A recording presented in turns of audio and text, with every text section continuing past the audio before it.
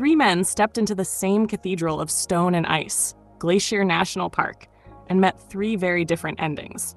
19-year-old seasonal worker Jackson Kreiser set out alone on the Floral Park Traverse. By nightfall, he hadn't returned, and weeks later, searchers found him in a shallow drainage hidden in the cliffs. Experienced backpacker Yi Jianhua traced a similar route. Helicopters, rope teams, and dogs combed the glacier fields, but silence held. Years later, weathered remains and gear near Avalanche Lake finally spoke his name. And in October, 53-year-old Bruce Colburn walked the quiet shores of Kintla Lake, far off trail, where his pack and his answer were found. 1 wilderness, 3 paths. Accident, disappearance, and a decision. Stay with me as we retrace their steps, the terrain, the warnings, and the small choices that turned beauty into peril. In the summer of 2012, Jackson Kreiser, a 19-year-old from Hudsonville, began his first season as a seasonal worker at Lake McDonald Lodge in Glacier National Park. This vast preserve, stretching over 1 million acres along Montana's border with Canada, is a realm of towering peaks and hidden valleys, established in 1910 to protect its pristine wilderness. On July 28th, Kreiser set out from Logan Pass, embarking on the Floral Park Traverse, a 19-mile journey famed for its breathtaking vistas, but notorious for its challenges. The trail ascends 4,000 feet, then descends 7,000, weaving through rock cliffs, cascading waterfalls, and dense vegetation, as detailed by Hikes734.com. It's a path that demands experience, yet Kreiser, described by the Missoulian 2012 as an enthusiastic but novice outdoorsman, chose to hike alone. That decision carried weight. Solo hiking, while offering solitude, heightens vulnerability, a fact the Missoulian notes due to the absence of immediate help in emergencies. When Kreiser failed to return, park authorities launched a large-scale search on July 29th. Teams from North Valley Search and Rescue, Flathead Search and Rescue, Can-Am Search and Rescue, the U.S. Border Patrol, and park rangers, about 50 personnel daily, scoured the Floral Park area between Hidden Lake and Avalanche Lake, according to the Daily Interlake 2012. Helicopters buzzed overhead, and ground crews navigated the rugged terrain, yet only faint boot prints emerged as clues. The search, intensive as it was, yielded little insight into his whereabouts. What drove Kreiser to face this wild expanse alone, and what might those early signs have foretold? The search for Jackson Kreiser began in earnest on July 29, 2012, just 1 day after his disappearance along the Floral Park Traverse. This challenging trail, stretching 19 miles through Glacier National Park's northwestern Montana wilderness, is a landscape of stark beauty and peril. Established in 1910, the park's million-acre expanse features subalpine talus slopes, steep cliffs, and fast-moving streams, as described by the Daily Interlake 2012 as treacherous country. For 8 days, search teams from North Valley Search and Rescue, Flathead Search and Rescue, Can-Am Search and Rescue, the U.S. Border Patrol, and park rangers, averaging 50 personnel daily, scoured the area between Hidden Lake and Avalanche Lake. Helicopters buzzed overhead, while ground crews navigated slippery rocks and dense vegetation, yet their efforts yielded only faint boot prints, a hauntingly sparse clue. The terrain itself posed a formidable obstacle. Small waterfall drainages, often obscured by foliage, crisscrossed the route, complicating the operation. Despite the scale of the effort, no significant breakthroughs emerged, and the search was reluctantly scaled back, leaving unanswered questions in its wake. Then, on September 13, 2012, a turning point arrived. Hikers exploring southwest of Hidden Lake stumbled upon Kreiser's body, submerged in just 4 inches of water within a drainage between 2 cliff bands, as confirmed by the Missoulian, 2012. Park rangers and Flathead County Deputy Coroner Dick Sine reached the off-trail site, noting how the shallow water likely hid him from earlier searches. Flathead County Sheriff Chuck Curry, cited in the Missoulian, 2013, speculated that in July, this drainage swelled to 20 feet wide with near-freezing, fast-moving water, a condition that may have contributed to Kreiser's fate. The remote location and harsh environment underscored the difficulty of locating him sooner. What hidden dangers might still lurk in such untamed landscapes? Sheriff Curry speculated that in July, the drainage then 20 feet wide with fast-moving, near-freezing water, may have caused Kreiser to slip while crossing, leading to a fall and frigid exposure. This aligns with park data identifying drowning as the leading cause of death here, a hazard exacerbated by solo hiking, as the Missoulian, 2013, emphasizes. Kreiser's inexperience likely amplified the risk, a point reinforced by the National Park Service's advice for group travel and proper gear. Kreiser's family, in his obituary, shared a poignant reflection. He found heaven with an endless view of snow-capped mountains, tumbling waterfalls, and cool glacial lakes. Daily Interlake, 2012. This tragedy, alongside incidents involving Yi Jianhua and Bruce Colburn, strangeoutdoors.com, underscores the wilderness's dual nature. The National Park Service advises understanding trail conditions to mitigate risks, urging preparation over recklessness. Pause for a moment, reflect on the balance between adventure and safety. How might we honor such stories by learning from them? In the summer of 2008, Yi Jianhua, a 27-year-old Malaysian graduate of Asbury Theological Seminary in Wilmore, Kentucky, set his sights on one of nature's most formidable challenges. Asbury Seminary, known for its focus on spiritual formation and global outreach, had been Hua's home during his studies, where he balanced theological pursuits with a deep-seated love for the outdoors. An experienced backpacker since his teenage years, Hua contributed reviews and stories to backpackgeartest.org, detailing his adventures with gear like tents and trekking poles in various wilderness settings. This passion led him and his wife, Sue Yin, to meticulously plan an 8-day, 96-mile trek through Glacier National Park, a vast 1,583 square mile expanse in Montana's Rocky Mountains, bordering Canada, renowned for its dramatic glacier-carved landscapes, over 700 miles of trails, and wildlife, such as grizzly bears and mountain goats. The itinerary was ambitious, starting at St. Mary on the park's eastern edge and winding northwest toward Kintla Lake Campground. It promised breathtaking vistas, but demanded resilience against confirmed risks. Hypothermia from sudden weather shifts, potential animal encounters, altitude sickness, climbing to elevations around 7,000 feet, and treacherous terrain. Key sections included the Floral Park Traverse, an off-trail route described in park resources and hiker accounts as a 19 to 20-mile ordeal involving over 4,000 feet of elevation gain and 7,000 feet of descent. This remote path, beginning near Logan Pass, the highest point accessible by vehicle at 6,646 feet, features steep descents into wildflower meadows, crossings over Sperry Glacier with its ice fields and crevasses, and navigation through loose scree and fast-flowing streams. According to Glacier National Park's official safety guidelines, such areas pose significant dangers, including slips on moss-covered rocks and isolation where help is hours away. Tragically, as confirmed by multiple sources, including summitpost.org and park forums, at least 2 hikers have perished on this traverse due to its remoteness and route-finding challenges. Yet, an unexpected family emergency forced Sue Yin to withdraw, leaving Hua to face this alone. Park rangers at the St. Mary Visitor Center, a hub for permits and advisories, strongly cautioned against solo travel on such a demanding path. As quoted in the source document from strangeoutdoors.com, revised in July 2024, park spokeswoman Norma Sosa noted, "Even for a seasoned mountaineer, this is a tough and dangerous itinerary." The biggest red flag was that he was a solo hiker. Despite these warnings, grounded in the park's history of incidents, Hua's determination, fueled by months of preparation, prevailed. On August 11, 2008, he obtained his backcountry permit and departed from Logan Pass, intent on reaching Sperry Campground via the hazardous Floral Park. What drives someone to embrace such solitude in the face of known perils?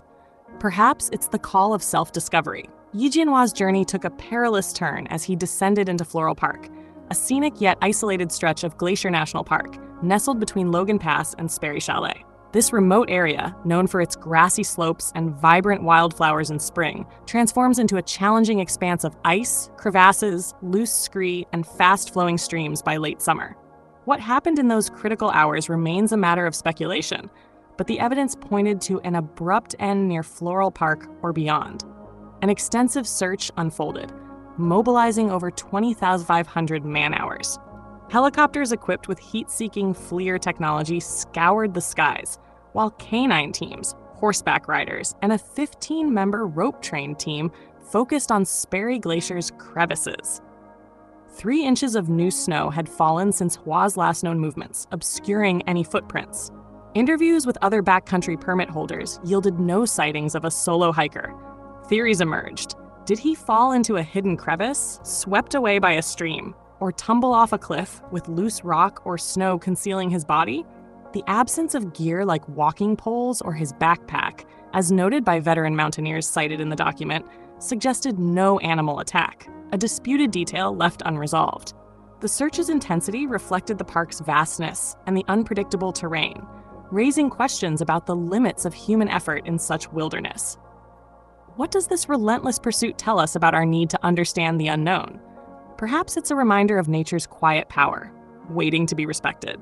Nearly 3 years after Yi Jianhua's disappearance, a quiet moment of discovery broke the silence. On July 3, 2011, hikers John Wagner and his son Christopher ventured near Avalanche Lake, a picturesque spot within Glacier National Park, exploring a potential route toward Floral Park. As they navigated a dry creek bed on the lake's east side, John's eye caught an unexpected sight: a nylon strap and a pair of long underwear tangled in the weeds.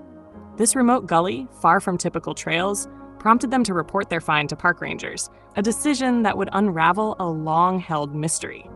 According to the source document from strangeoutdoors.com, revised in July 2024, rangers soon uncovered bone fragments and equipment matching Hua's backcountry permit list, suggesting the items had been carried down from cliffs above by water or avalanches. Camera slowly pans over the rugged cliffs above Avalanche Lake. The remains, weathered by time and elements, were sent to the National Missing Persons Program at the University of North Texas Center for Human Identification. After months of careful analysis, the program confirmed on May 31, 2012, that these were indeed Hua's remains. The decomposed state, however, left the exact cause of death undetermined, a fact grounded in forensic limitations rather than speculation. Theories persist: a slip on icy terrain, a rockfall dislodging concealing debris, or another unforeseen incident.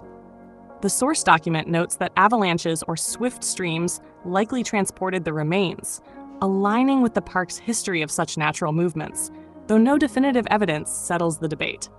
This discovery brought a measure of closure to Hua's family, who had waited nearly 3 years for answers. Yet it underscored the challenges of searching vast, rugged wilderness. The effort, involving helicopters and rope teams in 2008, had been thwarted by snow cover and the terrain's complexity. Hua's story, as presented, serves as a poignant reminder of nature's dual nature, its beauty intertwined with inherent dangers. Park records and the source document emphasize the risks of solo hiking, a choice Hua made despite ranger warnings, highlighting a need to heed expert advice in such environments. Pause, fade to a still image of a lone hiker's silhouette against a mountain. What lessons can we draw from Hua's journey? Perhaps it invites us to reflect on the balance between adventure and caution in the face of nature's unpredictable power. In October of 2008, 53-year-old Bruce Colburn set his sights on Glacier National Park. Once the CEO of a successful medical billing company, Colburn was at a crossroads in life.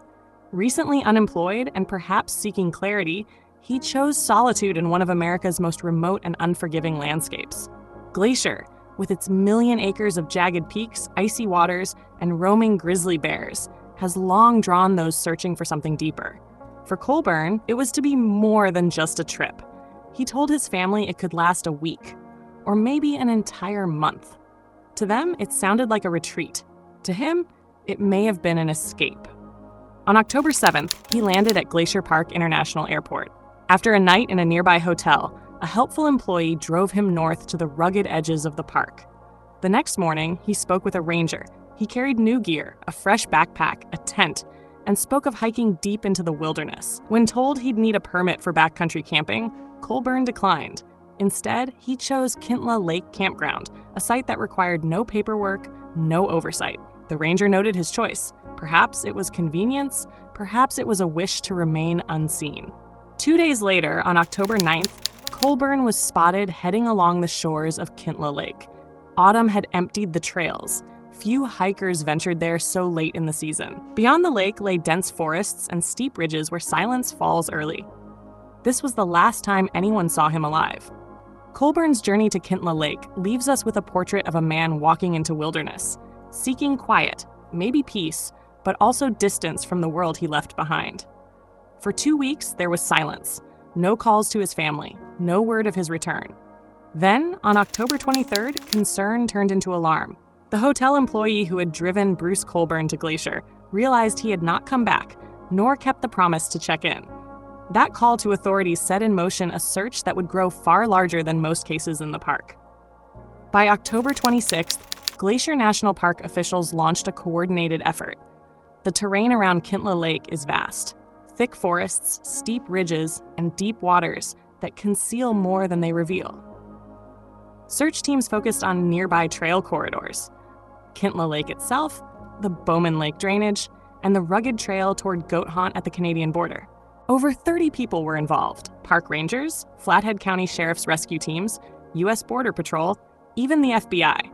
The presence of federal agents was unusual. Some speculated it was because Colburn was a former CEO, a man of means and status. Others suggested the circumstances were unclear enough to warrant closer scrutiny. For days, the wilderness yielded nothing. Then, on October 29th, a breakthrough. Rangers discovered a grayish backpack deep in the forest near the head of Kintla Lake. It matched Colburn's. Within hours, a helicopter joined the search. At approximately 5 p.m., his body was spotted a quarter-mile south of the lake, hidden in a steep avalanche chute choked with brush. The discovery raised new questions. He was far off the main trail, in terrain few hikers would willingly attempt. His .40 caliber Beretta handgun was recovered nearby, confirming his identity. The search had ended, but the mystery had not. Why had Colburn chosen such a punishing route alone so late in the season? The answers lay not in the forest, but in the troubled path of his final months. When investigators pieced together the evidence, the conclusion was stark. The Flathead County coroner ruled Bruce Colburn's death a suicide, a self-inflicted gunshot wound to the chest. His handgun, a .40 caliber Beretta, was found at the scene. Family members later confirmed he had brought it with him. It seemed to point toward premeditation. Yet even with this ruling, questions lingered. Colburn had recently lost his position as CEO of K-Dent Corp., a company he had helped lead. Colleagues described him as private, even reserved. Was the weight of sudden unemployment too heavy, or had his retreat to Glacier been a deliberate farewell? Some whispered of darker possibilities, something more sinister in those remote woods. But authorities found no evidence of foul play, no sign of another person's involvement. Every path led back to the same conclusion. Colburn had chosen isolation, and in the solitude of Kintla Lake, he made his final decision. The details tell a quiet, haunting story. He avoided the backcountry permit system, ensuring there would be no official record of his movements. He chose a late season when the crowds were gone and silence was certain. And in his final moments, he climbed off-trail into a brush-choked avalanche chute, a place difficult to reach and nearly impossible to stumble upon by chance. Glacier National Park is a place of beauty, but also of immense solitude. For some, that solitude offers peace. For others, it amplifies burdens already carried. Colburn's death reminds us of the thin line between sanctuary and isolation. In the years since, his case has been revisited as part of a broader reflection on the risks of solo travel in wild spaces and the unseen struggles people may carry with them into the wilderness. What do you think? Was Colburn seeking escape or closure?